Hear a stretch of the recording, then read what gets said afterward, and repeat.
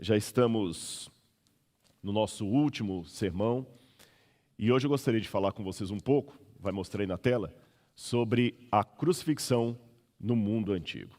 O que nós podemos aprender sobre os métodos de crucifixão e o que eles têm a ver com a vida de Jesus, com a palavra de Deus, com o significado da história de Jesus e com o ápice de toda essa semana de oração que eu apresentei para você. Nós já oramos, pedimos a presença de Deus e agora eu quero acompanhar você a abrir a sua Bíblia comigo. Você vai abrir a Bíblia comigo em 1 Coríntios, capítulo 1, versículos 22 a 24. 1 Coríntios, capítulo 1, versículos 22 e 24. Está aparecendo aí na sua tela, acompanhe conosco. Na Bíblia diz assim, 1 Coríntios 1, 22 a 24, porque os judeus pedem sinais e os gregos buscam sabedoria. Mas nós pregamos o Cristo crucificado, escândalo para os judeus, loucura para os gentios. Todavia, para os que foram convocados, tanto judeus como gregos, Cristo é o poder de Deus e a sabedoria de Deus, o chamado e vocação dos santos. Um pouco antes disso, Paulo havia dito que certamente a palavra da cruz é loucura para aqueles que se perdem. Por que Paulo quis dizer que a cruz era loucura para aqueles que se perdem? Eu quero mostrar uma coisinha para vocês aqui que eu trouxe. Eu falei com vocês que essa semana seria diferente, que nós íamos integrar a arqueologia com a pregação. Você se lembra disso? Por isso que nós fizemos todo um cenário, aliás, um parênteses, é uma pena ter que destruir tudo isso aqui, né? Não dá pena, gente. Foi um trabalho danado para fazer tudo isso aqui. E desculpe eu falar tanto do museu, aliás, desculpe não, eu tenho que falar daquilo que está no meu coração mesmo. Eu sei do ganho que vai ser para essa universidade, para esse centro universitário, e também para o Brasil, para a comunidade e para você, quando o prédio estiver pronto. Peças que hoje não estão em exibição, que estão bem guardadas num cofre seguro, essas peças estarão expostas ali num acrílico especial, climatizadas, peças de mais de 2000 anos. Você vai poder vir aqui com sua família conhecer o museu e de quebra conhecer um campus maravilhoso que nós temos aqui, com pássaros, lago, natureza, gente bonita. Passar um dia bem gostoso, um domingo, quem sabe, um sábado bem gostoso aqui no UNASP, conhecer o colégio. Eu chamo carinhosamente de colégio, embora seja um centro universitário, é um modo carinhoso, nós sempre falamos colégio. E você poder visitar o nosso museu aqui, eu tenho certeza, é um sonho que eu tenho aqui, que já vem de longa data, como vai ser bom você poder ver ao vivo e a cores peças que, de outra forma, você teria que pegar um avião e ir para Israel ou para a Europa e visitar algum dos grandes museus do mundo. E você tem esse privilégio aqui no Brasil. Além disso, os alunos que aqui estão poderão usar essas peças em pesquisas, trabalhos de TCC, reforçando a nossa pós-graduação, testemunhando da palavra de Deus. O pastor Antônio Marcos falou em determinado momento aqui, tantas bandeiras erguidas, temos que erguer também a bandeira do príncipe Emanuel, Jesus. E nada melhor para fazer isso do que através da história que a Bíblia apresenta. Aliás, se você prestar atenção, acho que eu já também fiz menção disso, a Bíblia é um livro curioso. Eu vou explicar para você. Eu não posso, pela arqueologia, provar a palavra de Deus. Não é essa a função da arqueologia. Alguns apologetas falam, não, a arqueologia comprova a Bíblia, prova a Bíblia. Isso é completamente sem sentido. E se eu falei isso num ato falho, está gravado em algum sermão, pode ter certeza, foi um ato falho. Porque não é papel da arqueologia provar a Bíblia. Eu explico a razão. Se a Bíblia Sagrada, é a palavra de Deus, Deus é o dono dela. Ora, eu só preciso de alguém que comprove a minha palavra quando eu não sou autoridade máxima naquele ambiente. Se eu sou autoridade máxima naquele ambiente, eu não preciso de ninguém que comprove a minha palavra, eu sou a comprovação. Um guarda de trânsito que fala que você estava correndo a velocidade acima do normal e multa você, ele tem fé pública, ele é a autoridade naquele momento. Ora, se Deus é a autoridade maior, Deus tem fé pública. Então seria sem sentido que eu precisasse de um agente externo que comprovasse a palavra de Deus. Sendo assim, qual é o papel da arqueologia? Eu vou resumir em 2 pontos, eu poderia dar vários, mas 2 pontos aqui. Primeiro, a arqueologia ajuda-me a esclarecer o contexto em que a Bíblia foi escrita. Eu mostrei vários exemplos aqui para vocês de passagens, expressões que você nem imaginava. Lembra quando eu expliquei ontem João Batista dizendo: aquele que virá após mim, não sou digno nem de desatar-lhe as sandálias dos pés? Com a arqueologia eu vou no passado e percebo qual o contexto daquilo ali, por que João se expressou como se expressou. Ou seja, a arqueologia me ajuda a colocar a Bíblia num contexto, a ler a Bíblia de maneira tridimensional, com imagem, cor, mapa, cheiro, lembram o nardo que muita gente sentiu ontem, o cheiro, e também gosto, porque você tem o gosto da comida da época da Bíblia. Além desse reforço ao contexto histórico da Bíblia, a arqueologia tem um outro papel. Ela pode confirmar as histórias que a Bíblia apresenta. Isso é diferente de comprovar a Bíblia. Quando eu confirmo as histórias que a Bíblia apresenta, eu não posso, pela arqueologia, por exemplo, provar que Jesus é Deus ou que Maria deu à luz para Jesus estando virgem. Isso está fora do escopo investigativo da arqueologia. Mas eu posso, pela arqueologia, verificar se aquela história que a Bíblia apresenta é verdadeira ou não. E se essa história for verdadeira, como de fato tem se demonstrado através dos achados arqueológicos, então a teologia que se assenta, que se fundamenta nessa história, também será verdadeira. Você não tem algo como a arqueologia do Bhagavad Gita. Para os hindus, tanto faz se Krishna e Arjuna foram personagens reais ou fictícios, o hinduísmo não vai mudar nada em relação a isso. Da mesma forma, eu não posso falar de a arqueologia dos Vedas. Aquele livro não está preocupado num assentamento histórico, a Bíblia sim. Se a história que a Bíblia apresenta for falsa, toda a Bíblia perde seu sentido. Mas se a história que a Bíblia apresenta for verdadeira, as doutrinas, a teologia que se fundamentam nessa história também será verdadeira. Este é o axioma que nós usamos para entender melhor a palavra de Deus. E vamos fazer esse exercício hoje. Para eu não ter problemas com a nossa museóloga, a doutora Janaína, que talvez está nos assistindo, eu vou colocar uma luva aqui, porque eu vou pegar umas peças originais que eu trouxe lá do museu para cá, para vocês. Eu trouxe algumas réplicas e trouxe algumas peças originais também. É que a gente, quando está escavando, você pega essas peças assim, no meio da terra, tudo. Mas o museólogo não, ele já recebe a peça bonitinha, então ele tem que conservar a peça e tudo mais. E eu agradeço aqui de antemão o trabalho da professora Janaína, que nos ajuda muito a cuidar dessa parte museológica da coleção. E o que eu tenho aqui para mostrar para vocês? Já que, por enquanto, o museu não está podendo ser aberto por causa do Covid, porque ainda não temos um prédio próprio para mostrar tudo, só tem uma sala, então eu vou trazer o museu até você de maneira... Por que vocês riram? Eu não estou julgando indireta para ninguém. De maneira nenhuma. Eu combinei com o pessoal, mas eu esqueci. Qual câmera aqui está fechada? A do meio aqui, então. Você só faz um sinalzinho para mim, porque aqui eu estou sem o retorno da câmera. Se está dando para mostrar bem, acho que está sim. Deu para ver aqui. Olha, esses pregos que vocês estão vendo aqui em minha mão, são pregos originais de crucifixão. Esses pregos atravessaram os pés ou as mãos de alguém no período romano. Vou colocar assim para ficar mais fácil. Aqui, ó. São pregos de 2000 anos, de uma coleção de mais de 2000 peças que nós temos. Eles nos ajudam a contar a história da crucifixão. Mas eu sei que você que está em casa deve estar perguntando: Rodrigo, como é que você sabe que são pregos romanos de crucifixão? Tudo bem, saber que são pregos romanos, pode saber pelo formato, pelo sítio arqueológico em que foram encontrados, mas como você sabe que eram pregos romanos de crucifixão?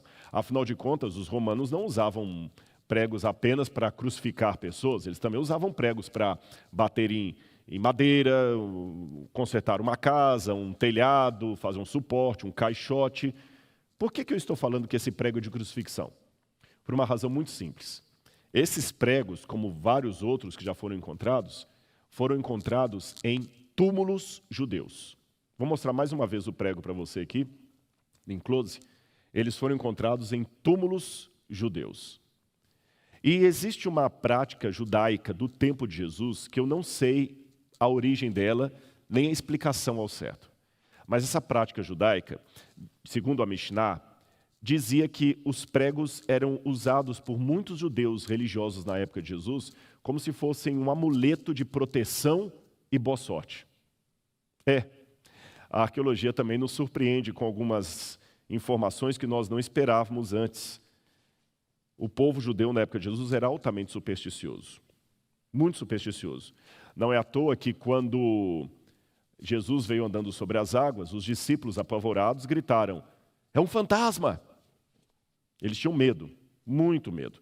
A gente acredita que isso é herança da cultura grega sobre os judeus, que trouxe para eles a ideia de mortalidade da alma, ideias platônicas de alma. Não vou entrar no mérito da questão para não cansá-los, mas o fato é que muitos judeus da época de Jesus eram altamente supersticiosos. Então, um dos trabalhos que Jesus tinha que fazer era curar o seu próprio povo daquela superstição. E o que tem os pregos a ver com isso?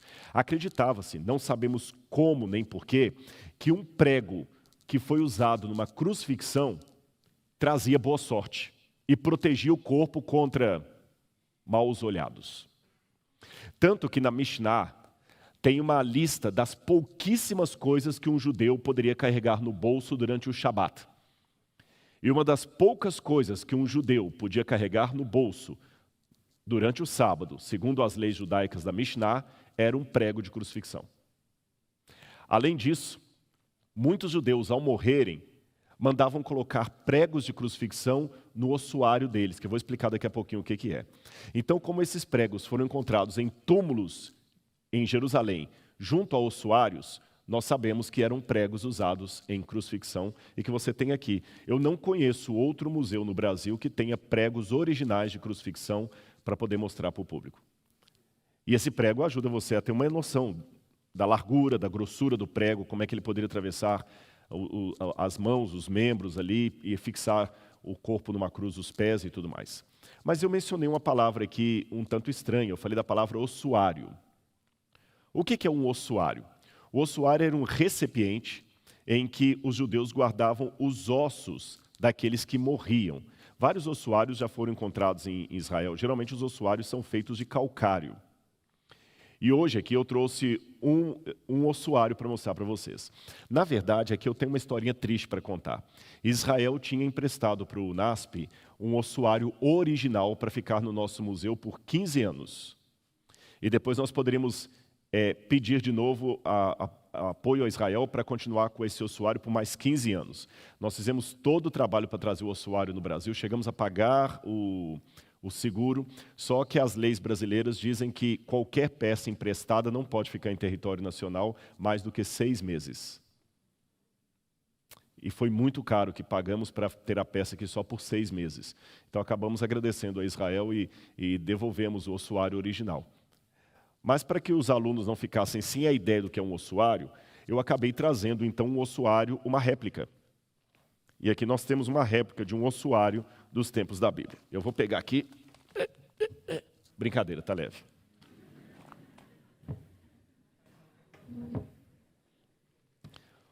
Os originais desses ossuários eram geralmente feitos de calcário, pedra calcária, bem branca. E essa réplica de ossuário que eu tenho aqui pertenceu nada mais, nada menos a Caifás. Eu vou explicar para você como é que funcionava o ossuário. Quando alguém morria em Israel, nos tempos de Jesus, é claro, estou falando especialmente no período ali do Segundo Templo, 100 anos antes de Cristo até o ano 70 depois de Cristo. Nessa época, o que acontecia? Os judeus faziam abriam um túmulo numa caverna, e ali havia uma cama de pedra onde eles colocavam o corpo da pessoa. Aliás, um dos planos que nós temos depois do prédio estar pronto aqui é fazer do lado de fora do prédio de arqueologia uma espécie de jardim da Bíblia, onde a gente quer construir em tamanho natural, por exemplo, um túmulo como era na época de Jesus, onde você pode entrar e ter a noção como é que era. Já que eu não posso levar todo mundo comigo para Israel, eu posso trazer Israel para vocês aqui. E imagina quantas pessoas podem vir aqui tirar foto. Não é difícil construir isso. E ali dentro a gente pode explicar o processo que eu vou agora dar um spoiler para você. Funcionava assim. As pessoas entravam naquela gruta, geralmente era uma gruta cavada na rocha, ela é artificial, eles pegavam a rocha, cavavam um quarto. Ali tinha uma cama de pedra, onde eles lavavam o corpo da pessoa que morreu, passavam perfume no corpo e depois disso acabavam atando o corpo com panos. Você se lembra, Maria Madalena, nós pregamos isso durante a semana, ela ungiu Jesus com o nardo e ele falou que aquele perfume, ela deveria guardar uma parte para ser usada no sepultamento dele. É assim que funcionava.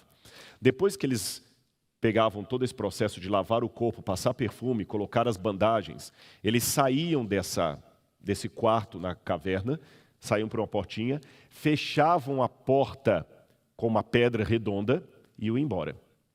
1 ano depois, os parentes do defunto abriam aquela pedra, a empurravam e entravam.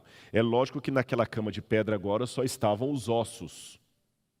Eles tiravam os ossos e colocavam em caixões de pedra como este, aqui, para poder aproveitar o espaço. Então, vou abrir para você aqui, deixa-me colocar isso em algum canto aqui, para evitar acidente.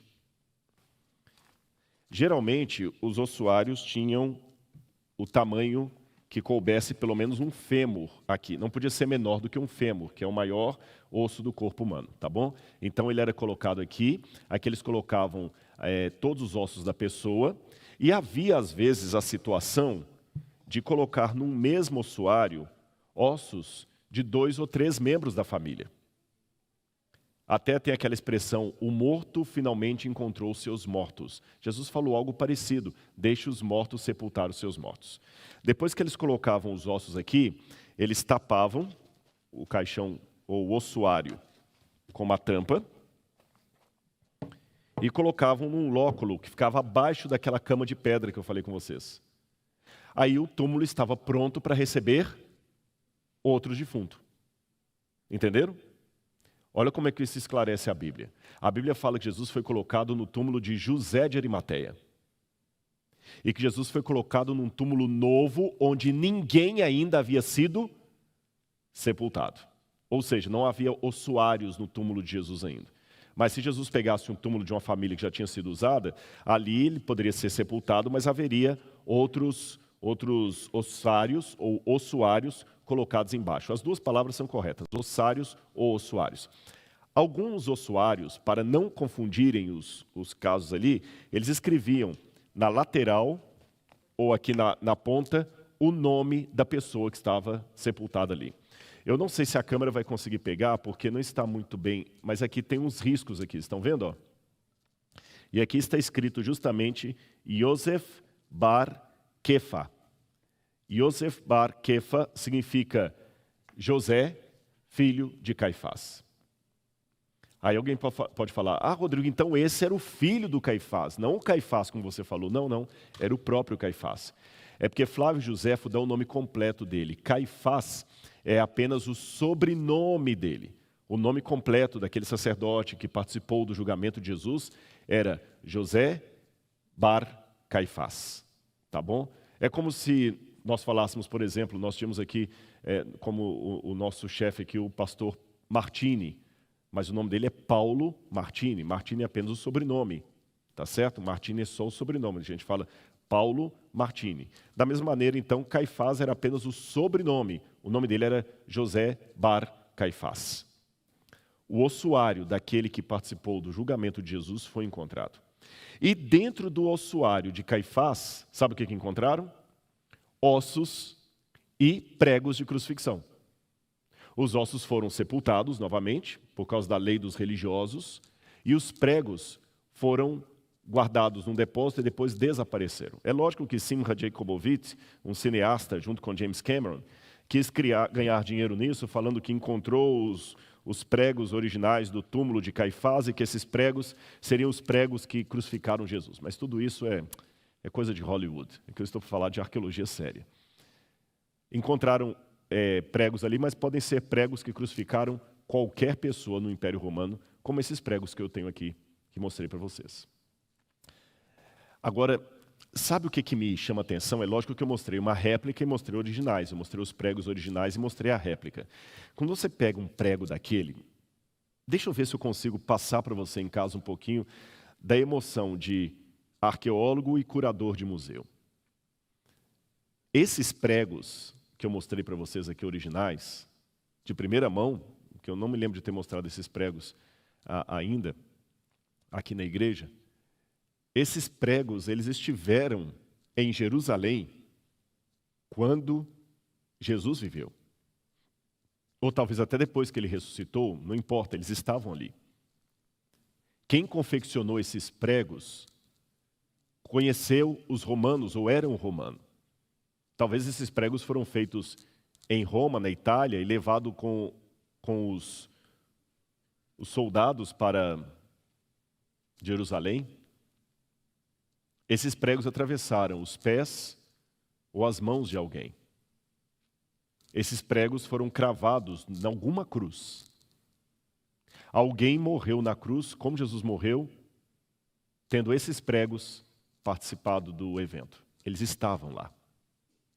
É como, quando eu vejo isso, a emoção toma conta, é como se eu estivesse trazendo a história de novo.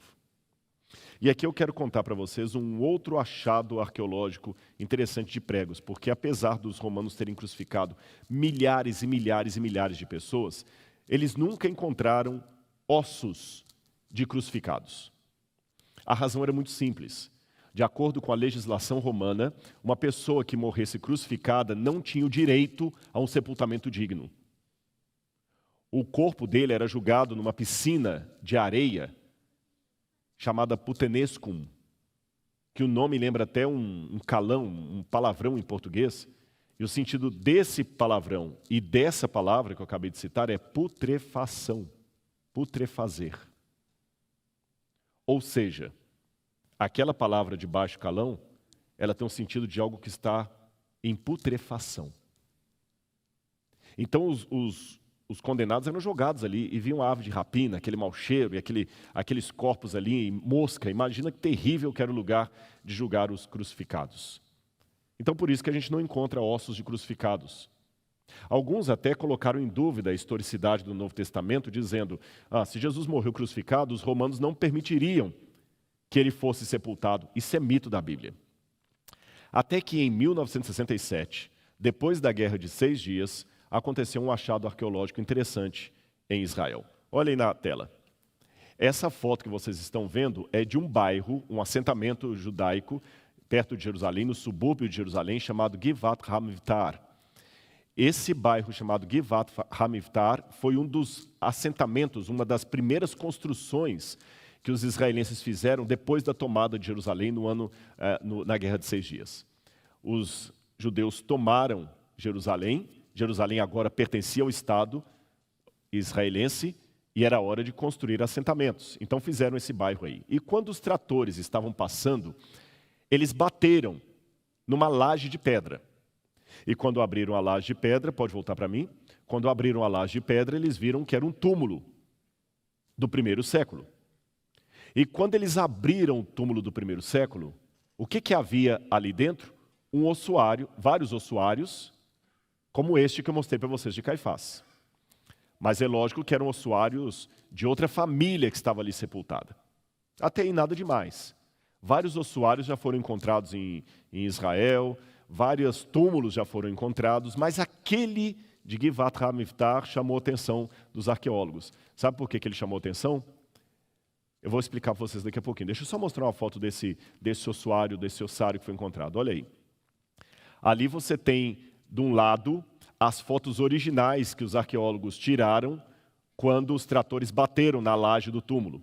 Você está vendo alguns ossários ali e embaixo, na foto de baixo, você tem 3 lóculos onde os ossários eram colocados. Lembra que eu expliquei para vocês?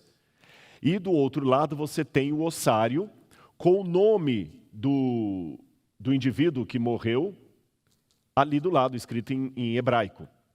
Ali está mais amplo, está mais fácil de ler. Você tem Yohanan ben Hagakol.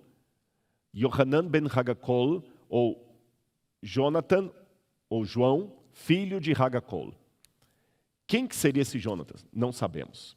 Mas tudo indica que era um rapaz de aproximadamente 20, 25 anos, no máximo, não muito alto, 1,63 m de altura.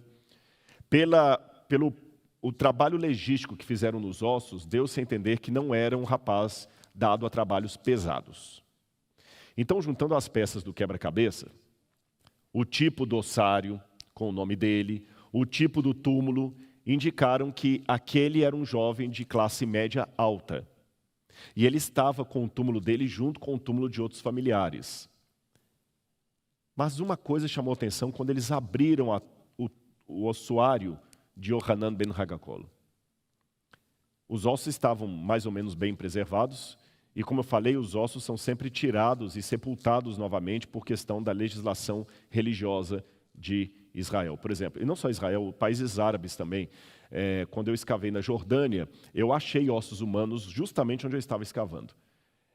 Eu já tinha obrigação legal, ficava o fiscal, quando ele viu que eu achava um pedaço de osso humano, crânio, imediatamente eu colocava dentro de um cesto, já entregava para os meninos que levavam para enterrar em algum cemitério ali, pela legislação religiosa deles. Mas vamos voltar ao caso de Yohanan ben Hagakol.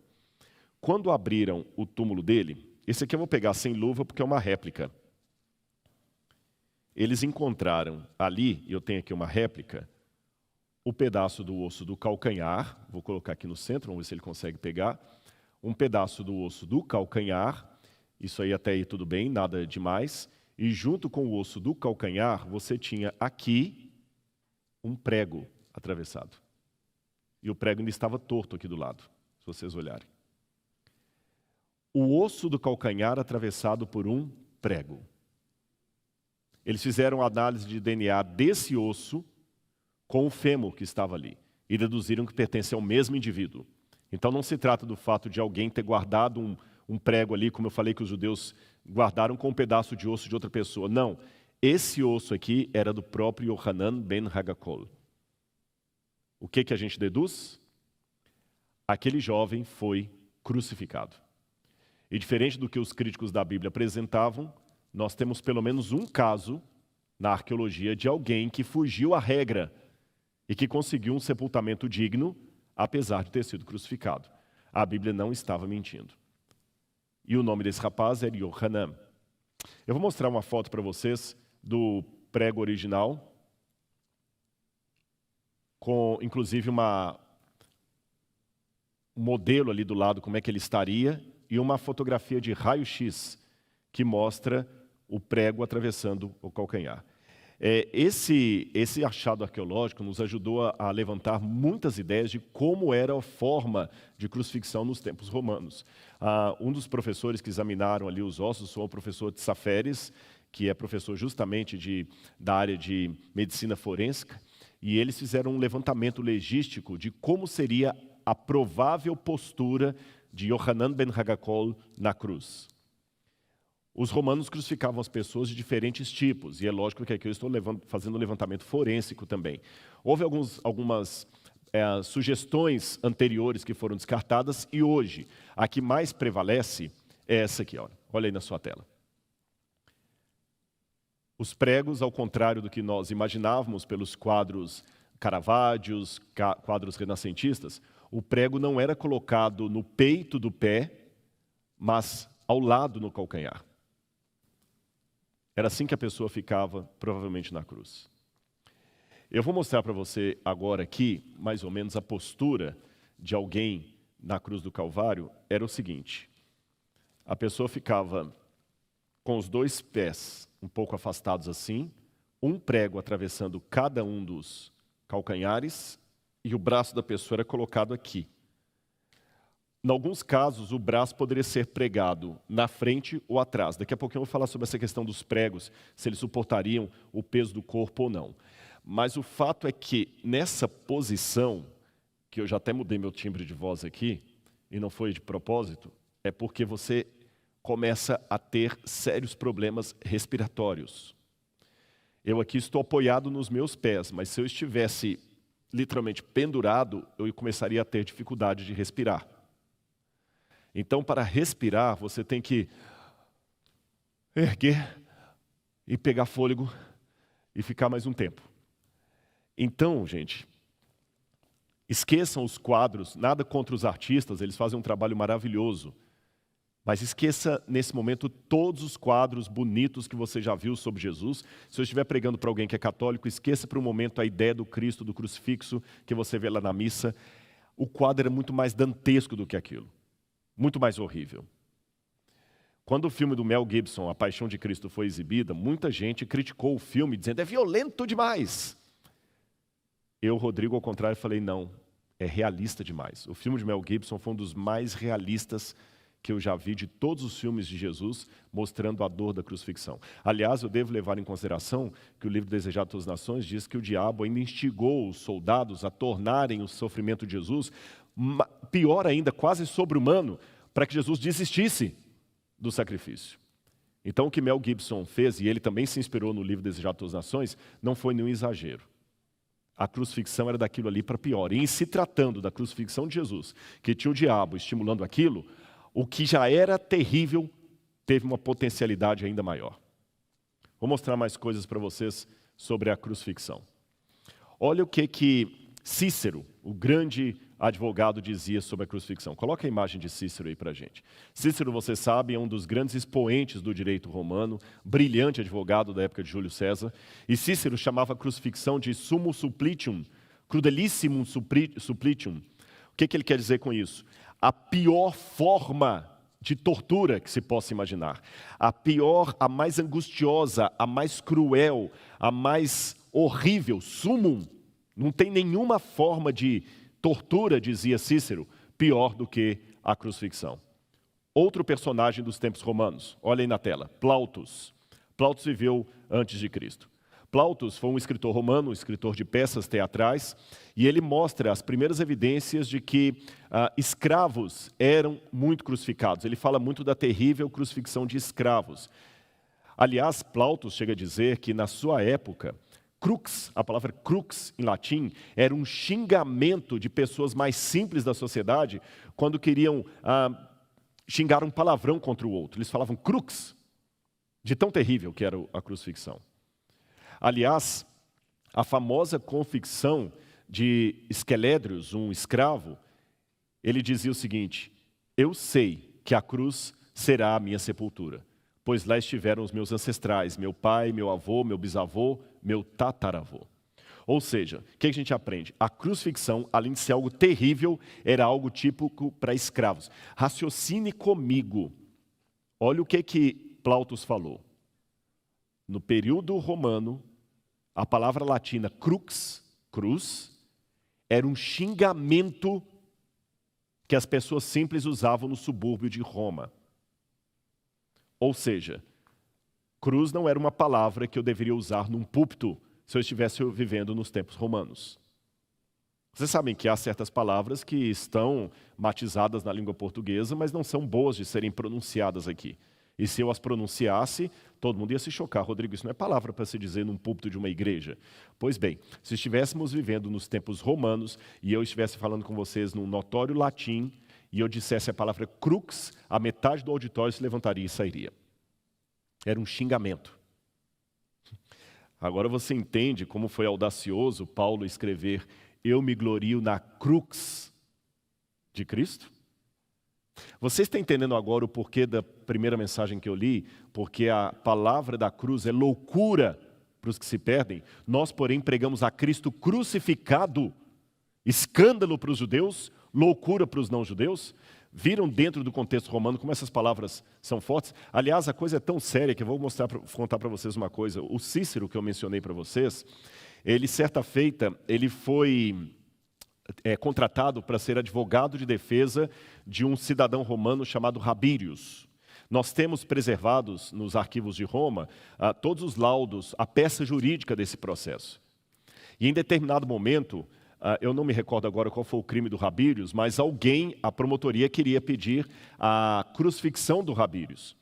E Cícero, lembrando da situação de Plautus, falou o seguinte: vocês se esqueceram que a palavra crux é um xingamento que não deveria ser falado diante de uma senhora da sociedade romana, de uma matriarca, de uma matrona, melhor dizendo? Pois eu digo para vocês que a cruz também não deveria ser mencionada nesse tribunal, num processo de um cidadão romano. E a partir dessa brilhante defesa de Cícero, criou-se uma jurisprudência em Roma que a cruz não podia mais ser uma condenação para cidadãos romanos. É por isso que Pedro, por não ser cidadão romano, foi crucificado, mas Paulo foi decapitado, porque um romano não podia ser crucificado. Olha mais um depoimento do passado sobre a cruz. Flávio Joséfo. Ele descreveu o evento da crucifixão como sendo a mais desgraçada de todas as mortes. Joséfo estava presente em Jerusalém quando a cidade foi cercada pelos romanos. E ele viu ali os romanos crucificando os judeus no ano 70, 500 pessoas por dia eram crucificadas pelos romanos. A ideia, pode voltar para mim? A ideia dos romanos era o seguinte: os judeus estavam amotinados dentro da cidade, então eles pegavam judeus de vilas próximas e crucificavam do lado de fora da cidade para obrigar os judeus que estavam dentro dela a se renderem. Então imagine a tristeza, você dos muros vendo sua tia, seu primo, aquela pessoa da sua família que morava numa aldeia distante, sendo crucificada ali. 500 pessoas por dia eram crucificadas. Quando acabaram as madeiras, os romanos começaram a pregar as pessoas na cruz. Joséfo descreveu que ele andava no meio dos romanos. Joséfo era um judeu que nessa época estava no meio dos romanos, depois se arrependeu e escreveu Guerras Judaicas. Depois você dá uma gulgada, você vai aprender sobre ele. E Joséfo diz que ele chegou até ver um amigo dele sendo crucificado, que ele implorou a Tito para tirar o sujeito da cruz ali e limpar o corpo dele. E ele sobreviveu, esse amigo de Joséfo. Joséfo diz que a única coisa que os romanos fizeram de piedade foi na hora de crucificarem as mulheres de costas, para não mostrar o nu frontal. Havia homens que eram crucificados com a genitália pregada também no madeiro. Era terrível. Eu não estou aqui exagerando, eu estou dando fatos que a história apresenta.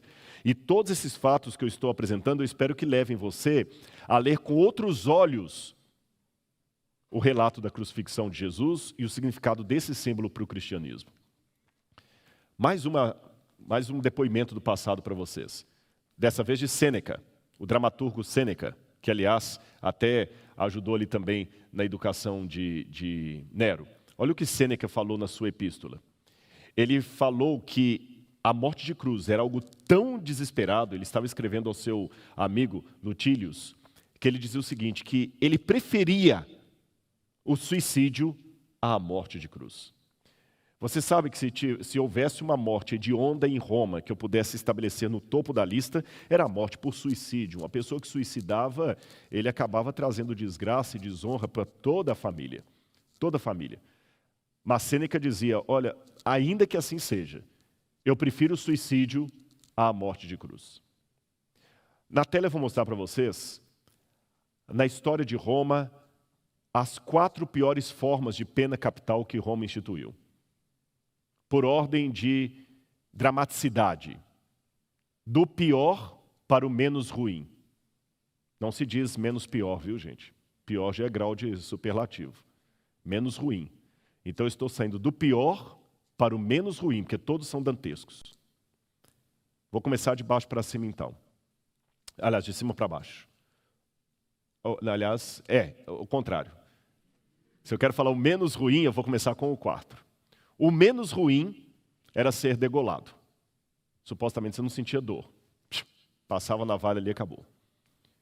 Em terceiro lugar, do menos ruim, o daninácio ad bestias, que era quando você era lançado vivo perante animais selvagens para ser devorado numa arena, como cristãos que foram lançados aos leões. Em segundo lugar, o cremácio, que é quando você era queimado vivo. Diz que uma das piores formas de dor é morrer queimado vivo. E a pior das piores, essa sim, a pior, a crucifixão. No ranking era pior. Agora, será que foi no monte que Jesus foi crucificado? Vamos abrir a Bíblia comigo aqui, no Evangelho de Mateus. Capítulo 27.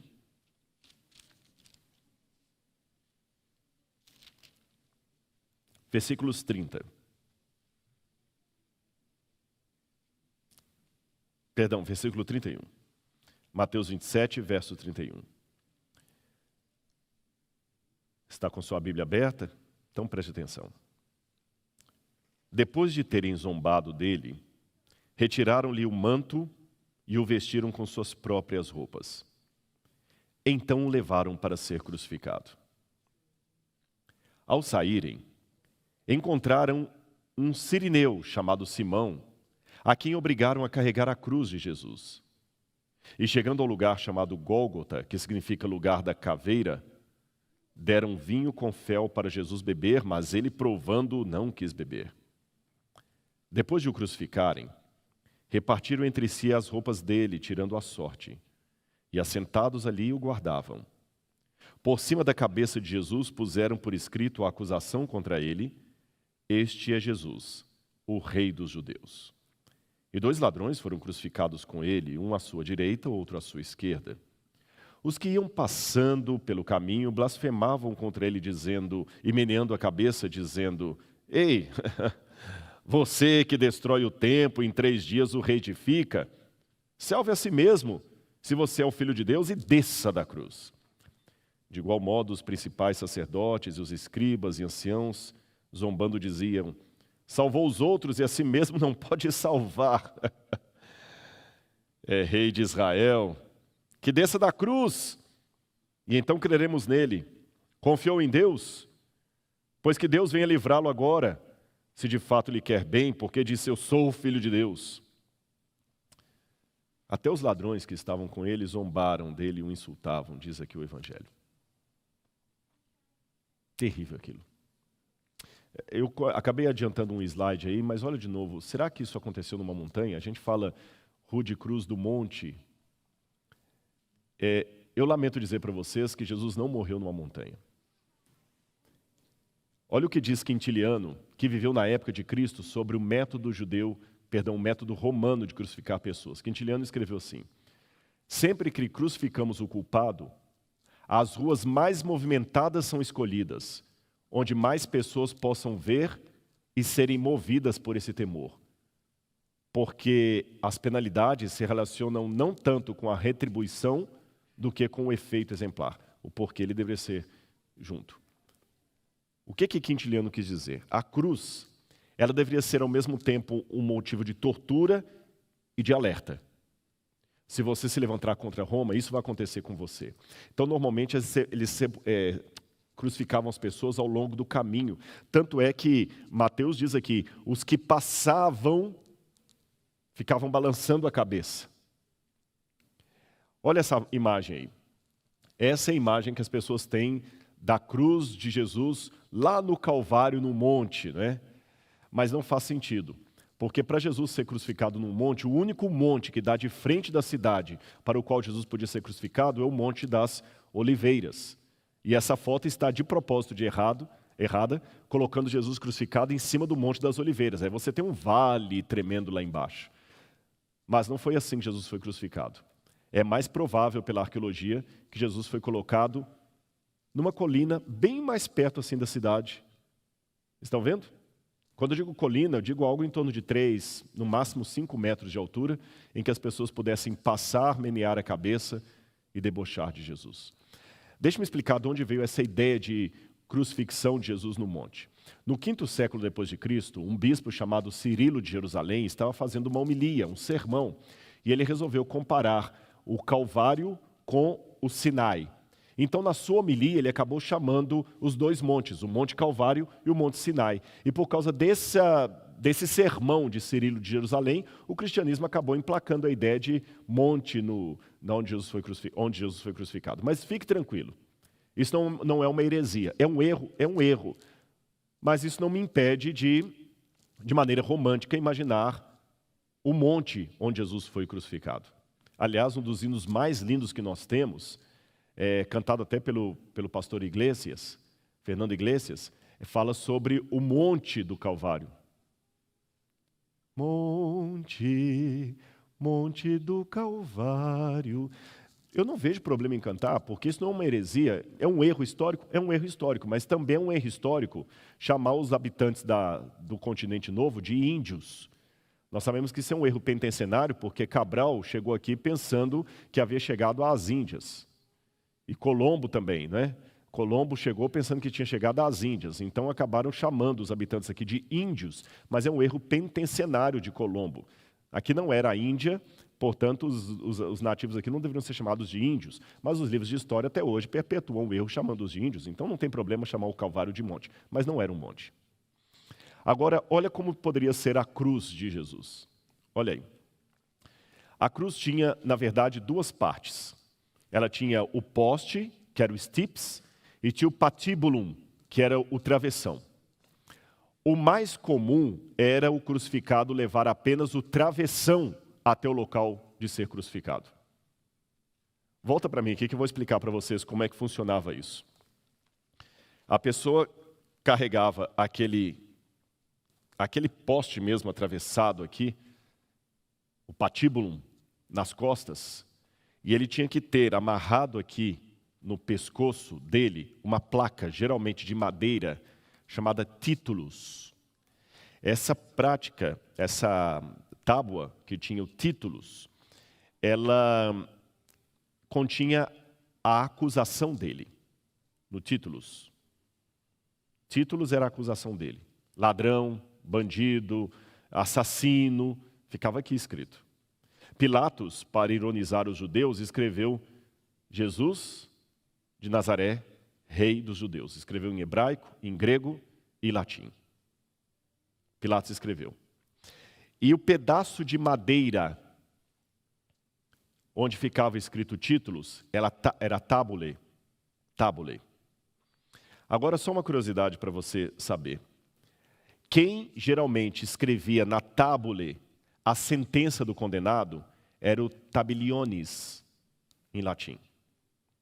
Da palavra tabeliones veio o cargo que temos até hoje do que cuida do cartório, o tabelião. Então, quando você vai a um cartório, você vai registrar-se junto ao tabelião. O tabelião vem de tabele, que é tábua em latim, e o tabeliones é aquele que escrevia na tábula o títulos, a condenação da pessoa. Volta, por favor, aí na tela para mim a cruz. Vocês notem que o stips, que é o poste que estava no meio, tem uma pequena protuberância ali chamado de sedícula. Era uma espécie de banquinho. Esse banquinho era onde a pessoa podia ficar... Desculpa, gente. Volta para mim um pouco aqui. Apoiada.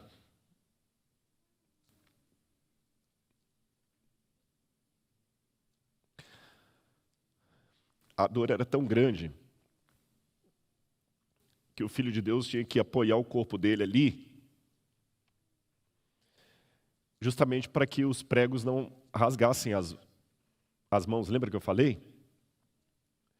Então a pessoa ficava assim, ele apoiava.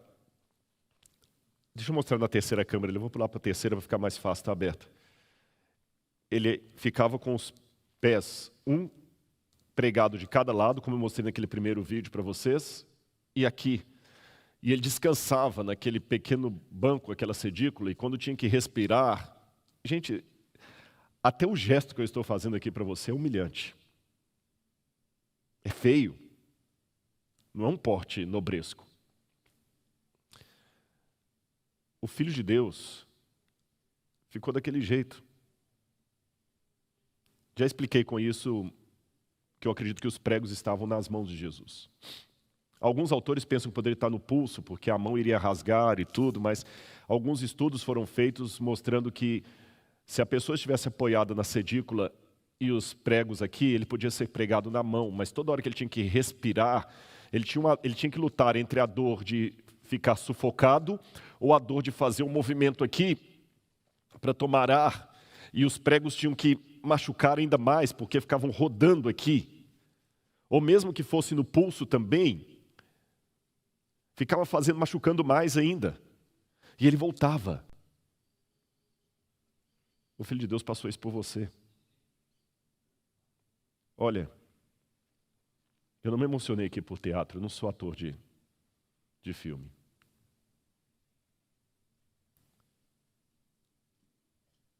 Era muito dolorido tudo que Jesus passou.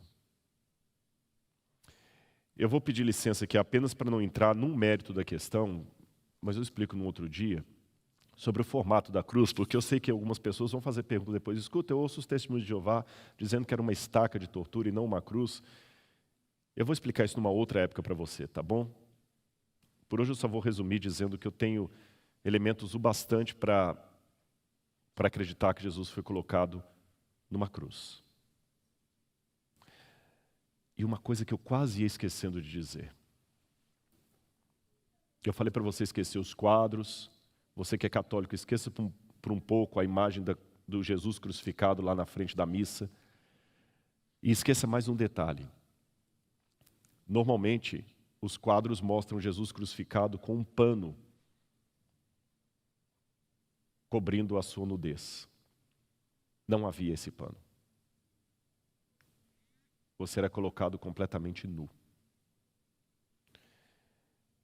E tem coisa pior do que sofrer bullying? Imagine você sentindo dor. Não é novidade para ninguém, porque eu já revelei nas redes sociais como eu lutei com depressão. Depressão profunda. E Jesus, desde a quinta-feira, ele começou com uma depressão profunda. Você sabe que há vários tipos de depressão, não vou dar uma palestra sobre isso porque não é minha área, mas quem é especialista sabe que eu não estou falando bobagem. Há diferentes tipos de depressão, diferentes efeitos, diferentes causas, diferentes níveis. E eu posso, sem errar, classificar Jesus na quinta-feira como tendo algum tipo de depressão severa. Ele chegou a transpirar sangue. Ele falou, minha alma está repleta de tristeza. Quando você está deprimido, gente, é horrível. Eu não desejo isso para o meu pior inimigo. Eu não queria ver ninguém. Não havia comida que me apetecesse. Não havia palavra de ânimo que confortasse. Nada. E Jesus naquela época não tinha nem a ajuda de um medicamento, de um Rivotril, de uma paroxetina. Não, ele não tinha a ajuda de nada disso. Ele não tinha nenhum psicólogo, nenhum terapeuta, nenhum psicanalista para estar com ele ali, não. E os 3 companheiros que ele ainda pediu para ficarem com ele e orarem, começaram a dormir. Você se sente assim muitas vezes, né? Quando você está pior, parece que todo mundo foge. Para piorar isso, ele é humilhado, cospem nele. Alguém que ele amou até o fim, que era Judas, o trai com um beijo. Ele passa uma noite toda mal dormida, sendo batido, surrado. Na sexta-feira de manhã, ele vai, é humilhado. Aquela multidão, gente, uma semana antes, ele havia entrado em Jerusalém, montado um jumentinho, cercado de louvores, e o pessoal com ramos na mão, colocando para ele passar por cima dos ramos. Alguns colocavam as capas, outros colocavam ramos. E falavam, Baruch atah beshem Adonai, bendito que vem em nome do Senhor, Jesus, o filho de Davi. E uma semana depois, ele vê, talvez até alguns dos que estavam participando da multidão anterior, agora cuspindo nele. Imagine você andando aqui pelo internato, e as pessoas ridicularizando você. Ele falou, pai, não sobrou ninguém, só o Senhor. E quando ele olha para cima, até o pai está de costas. Porque o pai não podia intervir naquele momento. E ele grita, Elahi! Elahi! Em aramaico significa, meu Deus! Lama sabachthani! Por que o Senhor me desamparou? Jesus não falou isso com voz de frequência modulada. Você está chateado, você chega para mim, Rodrigo, eu estou orando e Deus não responde, por isso que eu estou desanimado. Ele não respondeu a oração de Jesus. Jesus orou com fé, sem pecado, e o Pai não respondeu, foi silêncio. E mesmo assim ele falou, nas tuas mãos, Senhor, eu entrego o meu espírito. Eu quero desafiar você nessa noite, onde você estiver, aqui ou fora. O Pai não está te respondendo? Eu sei. Eu sei como é horrível às vezes o silêncio de Deus. Mas entregue sua vida na mão dele, ele não vai aprontar com você. Mesmo depois da morte de Jesus, continuaram muitos desaforos. Tertuliano diz que, na época dele, os cristãos eram acusados de adorar o deus cavalo. E eu vou mostrar uma coisa para vocês aqui. Olha essa imagem que foi encontrada, um dos desenhos mais antigos da cruz. Ela foi encontrada em Palatino, na montanha ali de Roma, onde ficava o palácio dos imperadores. E em Palatino tem uma escola primária. E eles encontraram um grafite feito por alunos da escola. Como o grafite está bastante apagado, tem quase 2000 anos, o que estava desenhado é isso aí. Você vê um asno, um burro crucificado, e um rapaz em posição de adoração, e com um grego muito mal escrito, certamente coisa de crianças ainda na pré-escola, fizeram o grafite ali, Alexamenos sebeteteon, que a tradução seria Alexandre teme ou adora a Deus, que está inclusive com erro gramatical em grego. E numa outra sala, encontraram outro grafite. Mas antes de falar desse outro grafite, volta para mim. Nós estamos numa escola. E há muitos alunos aqui. E talvez nem todos os alunos estão com a proteção de uma escola cristã, como os alunos do NASP. De repente eu estou falando para você que está sendo ridicularizado numa federal, porque você acredita em Jesus. Alexamenos, não sei quem foi esse menino, mas eu quero encontrá-lo na eternidade. Ele foi ridicularizado pelos colegas, porque ele adorava um Deus que todo mundo falava que era um Deus cavalo. Ele adora o Deus que crucificaram. Imagina na época de Roma. Uma coisa que me doeu muito, uma vez que eu li um relato arqueológico de uns achados de Israel, que eu achei de uma arrogância tremenda a pessoa que estava com um grupo de arqueólogos. Eu li o relato. Se eu estivesse lá, ele ia escutar alguma coisa. Eu não ia ficar calado. Passou um grupo de jovens assim, e ele deu uma risada falando, turistas. Turistas. São aqueles peregrinos cristãos bestas que vêm aqui. Eu vi só o relato disso, e por escrito. Aí ele começou a explicar o local e falou, sabe quem construiu isso aqui? Pilatos. Você sabe quem é Pilatos? Interessante.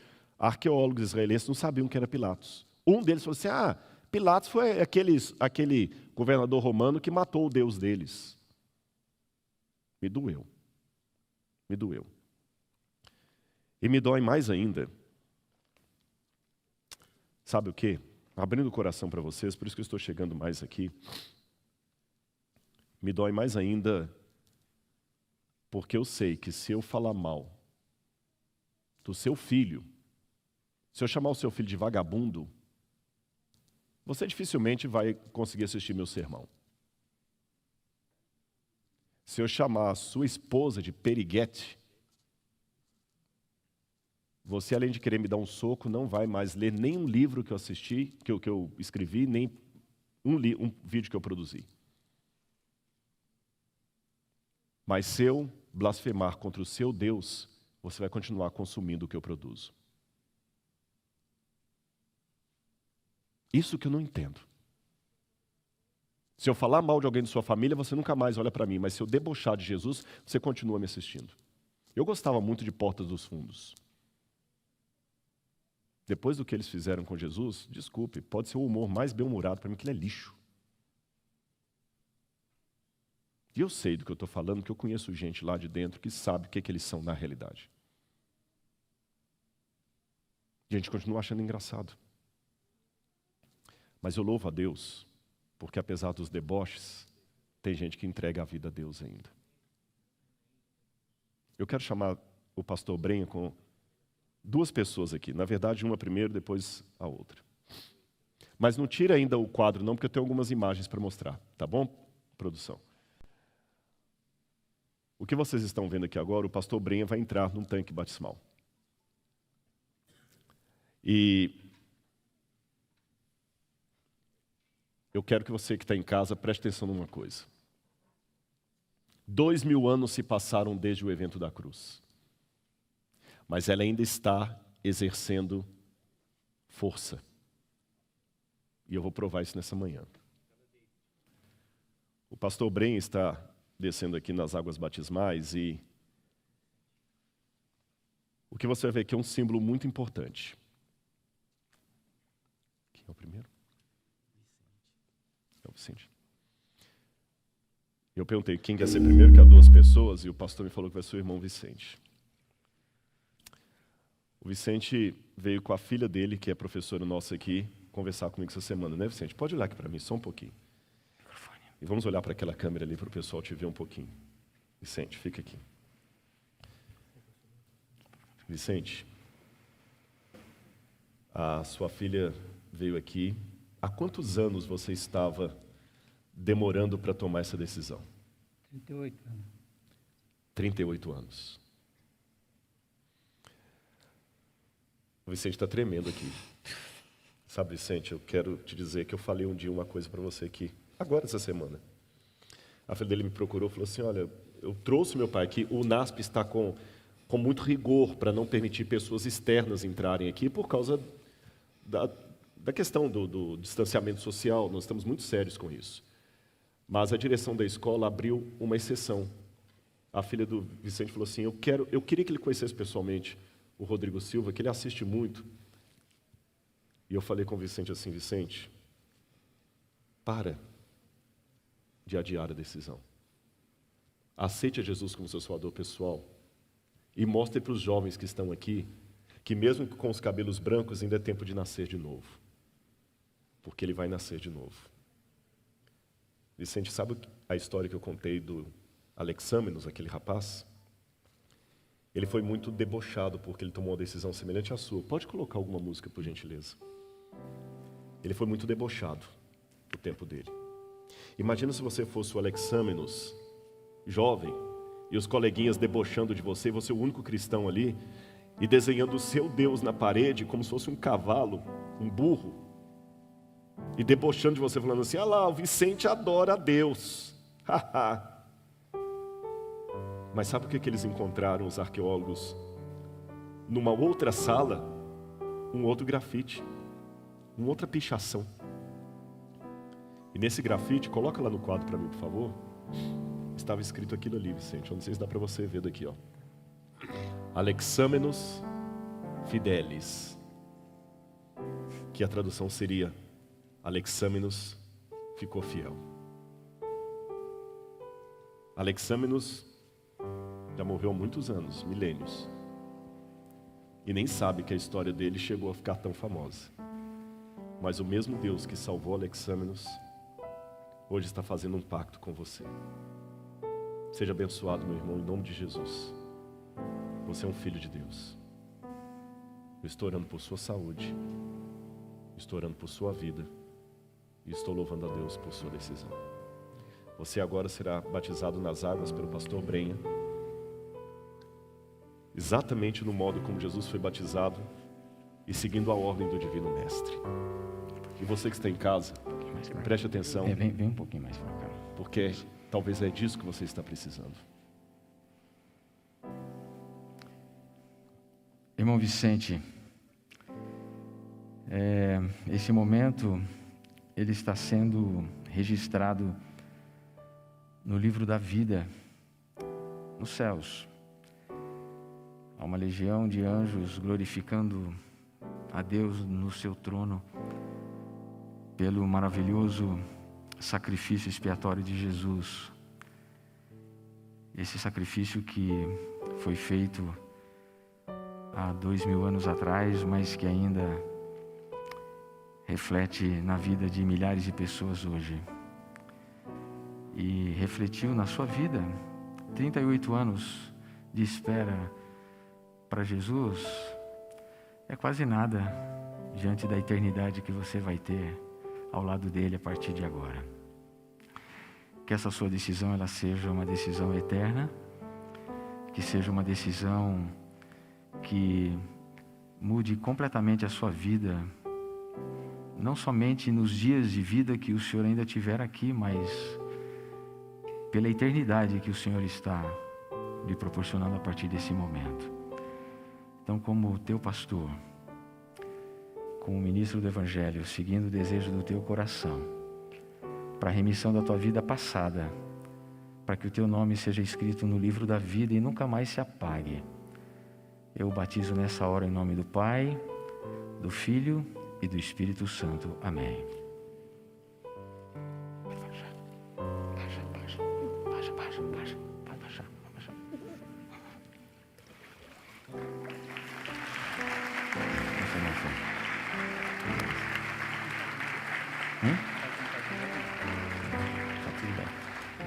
Deus abençoe, viu, irmão Vicente? Muito, meu irmão. Nós vamos ter mais uma pessoa que entregou a vida a Cristo agora. Enquanto as pessoas estão vindo, deixe-me falar com você que está em casa. Vou falar nessa câmera aqui. Uma vez Jesus foi conversar com um homem muito importante em Jerusalém. Homem de leis, respeitado, membro do Sinédrio. O Sinédrio era o parlamento judicial de Jerusalém. Seu nome, Nicodemos. Ele recebeu Jesus à noitinha, porque tinha vergonha de mostrar em público que ele estava pedindo conselhos para um rabino tão simplório. E quando ele chegou até Jesus falou: muito bem, Nicodemos, sobre o que você quer conversar?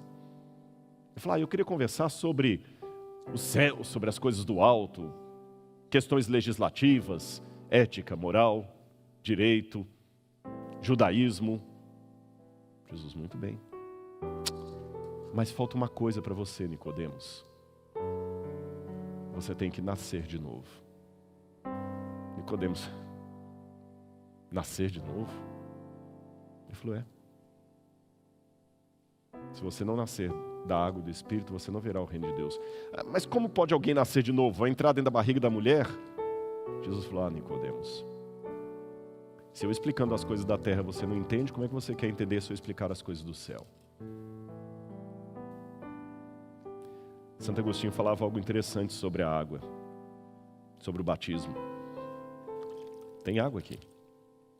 Mas ele dizia: tira o Espírito, e o que é água senão a água?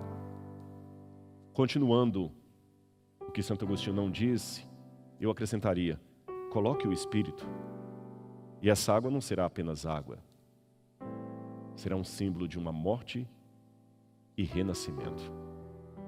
Qual o seu nome, meu irmão? Rubens. Rubens, eu até esqueci de falar, Vicente significa aquele que vence. E sabe o que significa Rubem? Ou Rubens, como a gente fala em português? Em hebraico, a exclamação, eles fazem Ru. Quando você se surpreende com uma coisa, fala, eles fazem Ru. E a palavra Ben é a palavra filho. Quando nasceu o filho de Jacó, ele ficou tão extasiado que ele exclamou: Ben, menino. E esse se tornou o nome do filho. Hoje, você está renascendo para ser filho de Deus. Eu quero, antes de você descer as águas, mostrar uma coisa para você e para todo mundo aqui. Olha, coloca na tela aí. Eu já mostrei isso no passado, Rubem. E pode ser que alguns já ouviram essa minha explicação, mas vou tomar licença para colocá-la de novo. Aparentemente, essa foto não tem nada a ver com o seu batismo, porque isso é a foto de uma latrina de um banheiro público de Éfeso. Há muitos banheiros públicos como este. E as pessoas ficavam sentadas uma do lado da outra para fazer suas necessidades fisiológicas. Alguém para falar: Rodrigo, para onde você está indo? O que tem isso a ver com o batismo? Essa era uma imagem dos romanos usando a latrina. Eu sei que alguns estão até esboçando um sorriso, mas eu quero chamar a atenção de vocês por outra coisa. Você nota que alguns dos homens estão agachados e ele está com uma esponjinha passando na água aqui. E o outro, sentado lá no canto, tem uma esponjinha semelhante com uma vareta. Pode voltar aqui para mim, Rubem.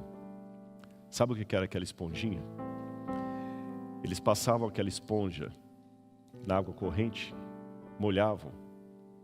E esse era o tipo de esponja que eles usavam para se limpar no banheiro. E quando queriam desinfetar a esponja para que outra usasse, eles colocavam a esponja num vaso cheio de vinagre. Naquela humilhação toda que Jesus estava, aquele que falou assim: eu sou a água da vida, disse: eu tenho sede. Um dos soldados que estava ali, desesperado talvez até em querer beneficiar Jesus, porque tem gente que pensa que ele estava humilhando Jesus, mas eu cheguei à conclusão recente que talvez não. Ele pensou: eu não posso dar água para ele, porque talvez o mesmo soldado que quando Jesus morreu falou: esse era verdadeiramente o Filho de Deus, mas ele não podia dar água para Jesus. Como é que ele ia fazer aquilo? No desespero, ele só lembrou de uma coisa. No exército, o que a gente tem na hora do desespero lá, da dor, é colocar morfina para aguentar a dor. Ele correu. E o Evangelho de João diz que ele pegou uma esponja, colocou num caniço, molhou no vinagre e levou à boca de Jesus. Rubem, onde é que esse soldado arrumaria? Num banheiro público. Mas eu tenho certeza que o Espírito de Deus mostrou para Jesus esse dia aqui. E mesmo que o Pai não deu resposta para ele ao clamor, porque o Senhor me desamparou, por algum segundo, Rubem, eu tenho certeza que pela ação do Espírito ele soube ou lembrou dos efeitos dele, porque Isaías falou, ele verá o fruto do penoso trabalho de sua alma e ficará satisfeito. Então, Rubem, hoje está se cumprindo mais uma vez Isaías 53. Lá na cruz, ele pensou em você e por isso ele continuou. E hoje, ele revigora a satisfação do que ele passou pela decisão que você está tomando, meu irmão, em nome de Jesus.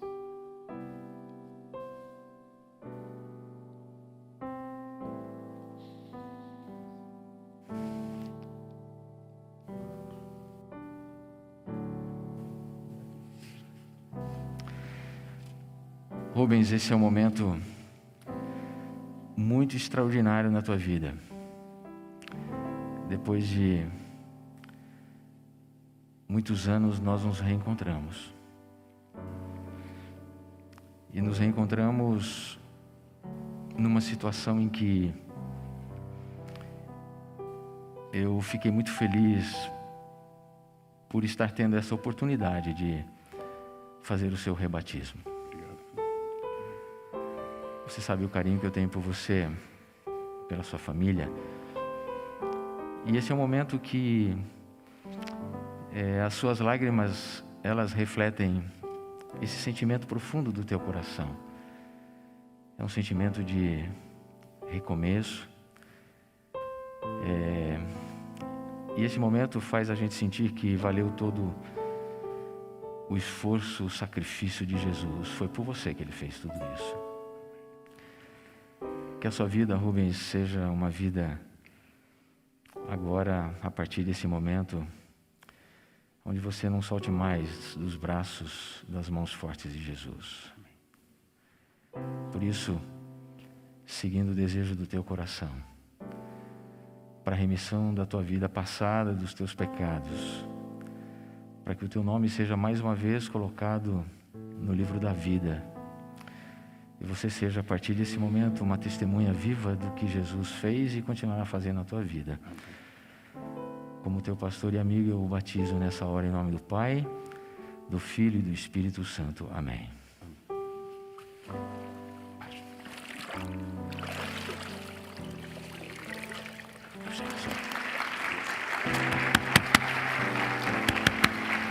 Você abençoe.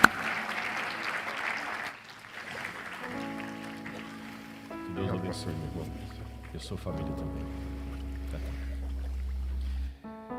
Eu quero terminar o meu sermão. E eu estou quebrando bastante o protocolo aqui.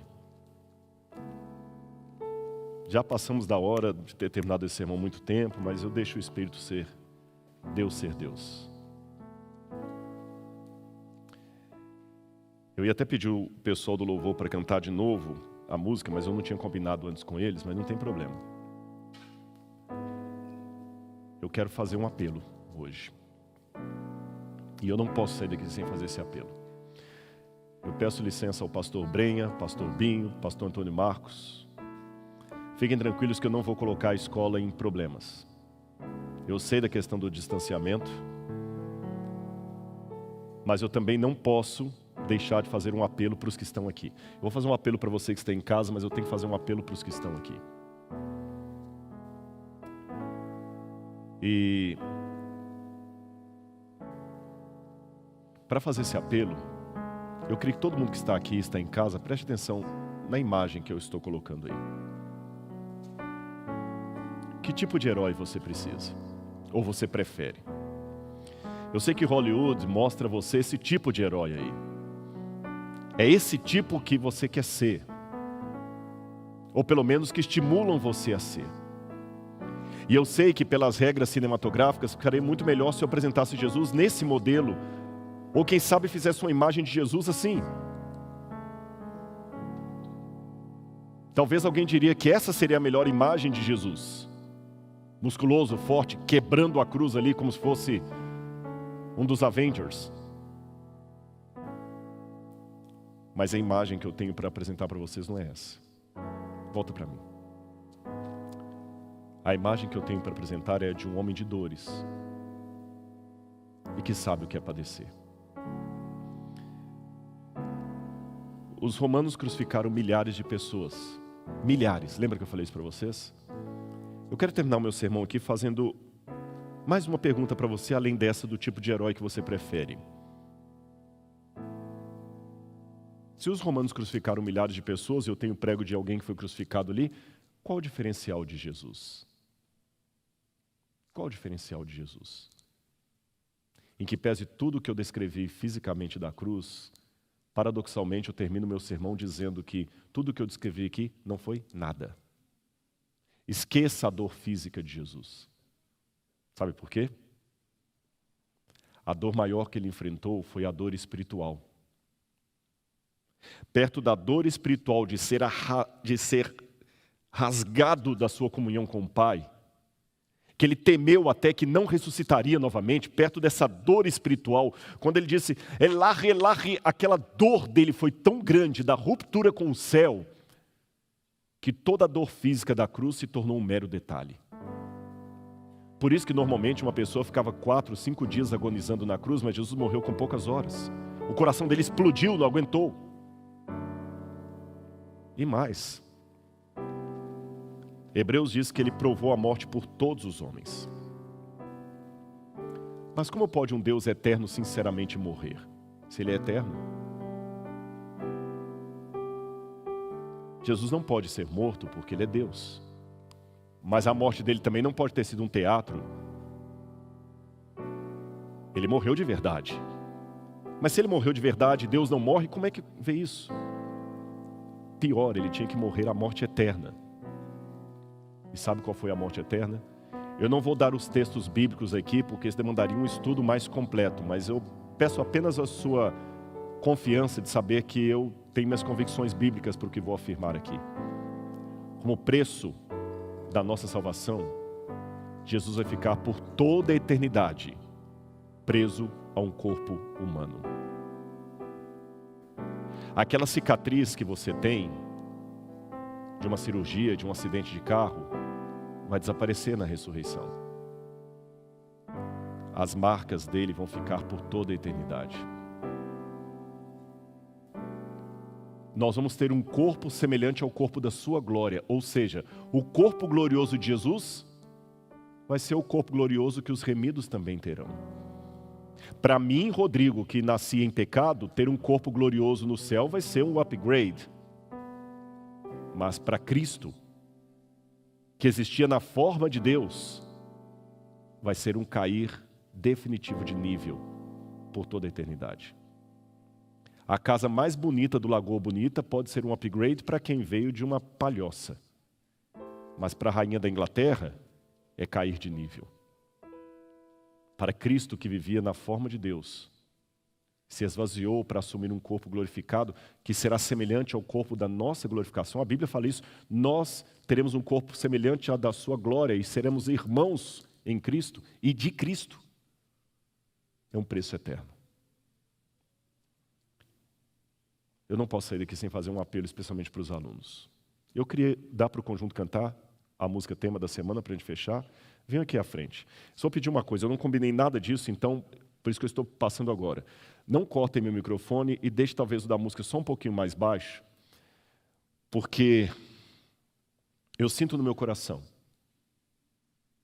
que mesmo entre os nossos alunos do internato, há talvez alunos ou alunas que precisam refazer um pacto com Jesus. E eu não sairia daqui satisfeito se eu não chamasse você à frente. Não importa de onde você estiver. E se você está assistindo de casa também, você vai tomar uma decisão ao lado de Cristo. Se você estiver sentado e tiver no seu coração tendo essa sensação, você vai ficar em pé aí. Não importa, se você está na sala, está sozinho, você vai ficar em pé em casa. Eu não vou ver, mas o Espírito Santo vai ver. E se você estiver aqui, eu vou só pedir uma gentileza a você.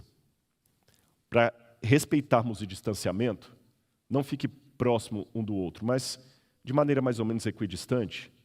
Se você sentir no seu coração a vontade de vir ao altar do Senhor, eu quero fazer uma oração especial por você. Porque eu sinto que tem gente aqui que precisa refazer um pacto com Jesus urgente. Vamos cantar essa música. E se durante essa música você sentir no seu coração, vem aqui à frente que eu preciso orar por você. E de repente Deus está colocando o coração para fazer isso, porque tem uma mãe orando nesse jeito: meu pai, toca no meu filho lá no internato, toca na minha filha no internato, toca nele. E você está precisando talvez refazer o pacto da cruz. De repente, só deixar mais baixo o microfone deles e o meu funcionando. Podem cantando. De repente, eu estou pregando para alguém que está se sentindo tão miserável, alguém que não está sentindo o prazer do perdão. Vem aqui, deixa eu orar por você. Alguém que está com revolta, com uma mágoa. Você está magoado com alguém que machucou você, feriu você. Vem aqui, deixa eu orar por você. Eu sou só um ser humano, mas eu estou falando em nome do divino. Aceite o abraço de Deus. Vamos?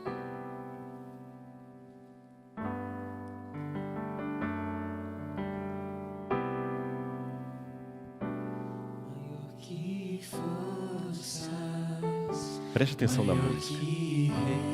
Maior do que forças, maior que reis.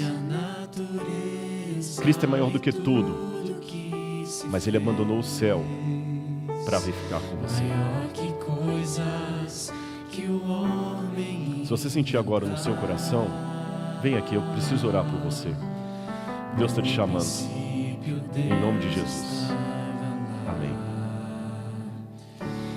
Que Deus te abençoe, viu? Eu gostaria muito de poder abraçar vocês. Eu não vou poder fazer isso fisicamente, mas sintam pelo menos a minha bênção em nome de Jesus. Tá bom? Deixa Deus transformar a sua vida.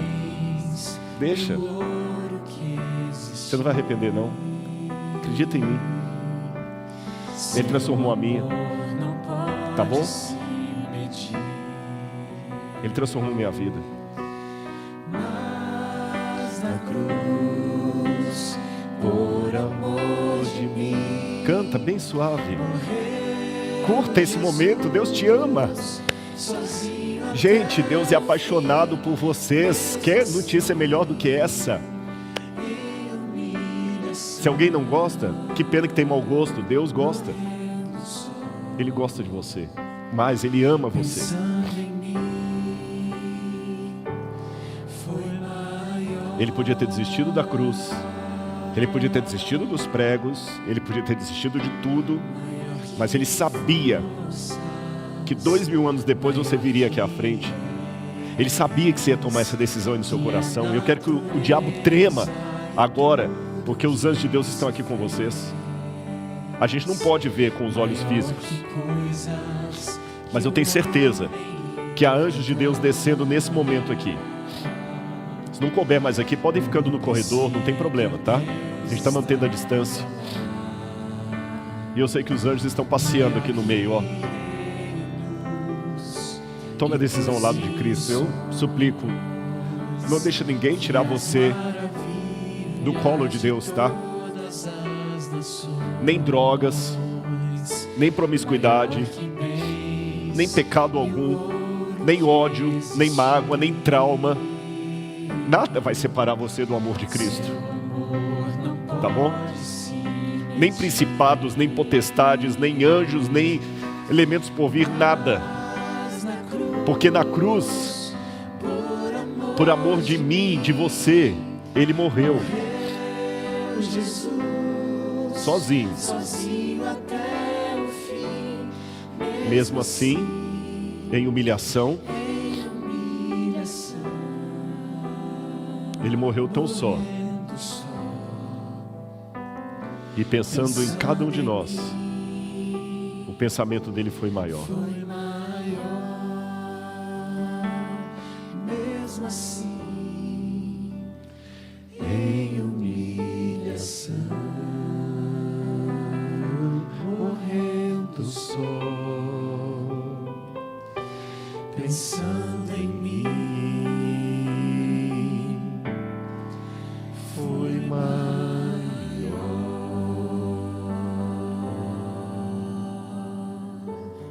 Você que está em casa, eu não esqueci de você. Se você tomou sua decisão ao lado de Cristo, você está deitado na cama agora assistindo no tablet, no smartphone, fique em pé aí agora. Onde quer que você esteja. Tome a sua decisão. Se você está na sala com outras pessoas, fique em pé. Se você está com o irmão Vicente, retardando 30 anos a sua decisão pelo batismo, está na hora. Se você está fora do redil de Cristo, está na hora de voltar. Irmãos, pela fé eu posso sentir os anjos aqui. E você que é pai, que é mãe, que confiou ao UNASP a educação do seu filho, aqui olha. Nós não estamos aqui por salário, por emprego. Nós estamos aqui por missão. É lógico, precisamos do nosso ganha-pão para sobreviver, mas não é o nosso motivo principal. Essa aqui é a missão. Contemple o 14º salário dos professores do UNASP, está aqui na frente.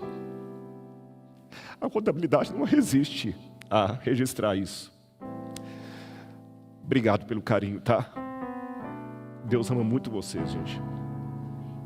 Muito mesmo. Vai vir motivo de dor, de decepção, eu sei do que eu estou falando. Não é porque eu li livro, não. Vai vir vontade de desistir, o diabo vai peneirar vocês, ele me peneirou. Mas não desiste não, tá? Ele me ergueu de novo para estar aqui, para falar para vocês o quanto Ele ama vocês. Apoie a educação adventista, você que está em casa. A gente não está brincando de pedagogia, não. A vida eterna de muitos alunos começa numa sala de aula. E nós queremos levá-los aos pés da cruz. Orem comigo nesse momento. Querido Pai, por Tua graça eu entrego todos aqui no Teu altar, Senhor. Teu sacrifício foi tão brilhante, Senhor, tão maravilhoso, Pai. Obrigado, Senhor. Obrigado pela morte na cruz. Sim, Pai, 2000 anos depois, não temos vergonha de nos gloriar na cruz de Cristo. Independente do título, do cargo, do conhecimento, da fundamentação teórica, da beleza física, dos talentos, nós estávamos fadados ao pecado, à destruição eterna, o Senhor nos resgatou. Pai de amor, cuida dos teus filhinhos que estão aqui comigo agora, pessoalmente, dos que estão assistindo de casa, do trabalho, em qualquer lugar. Ó Senhor, já pedi isso outras vezes e peço mais uma vez, vá aonde a voz do pregador não consegue seguir.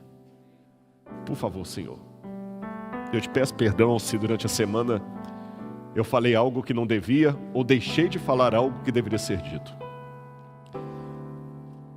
Mas eu cumpri, Senhor, a minha parte, pelo menos por essa semana.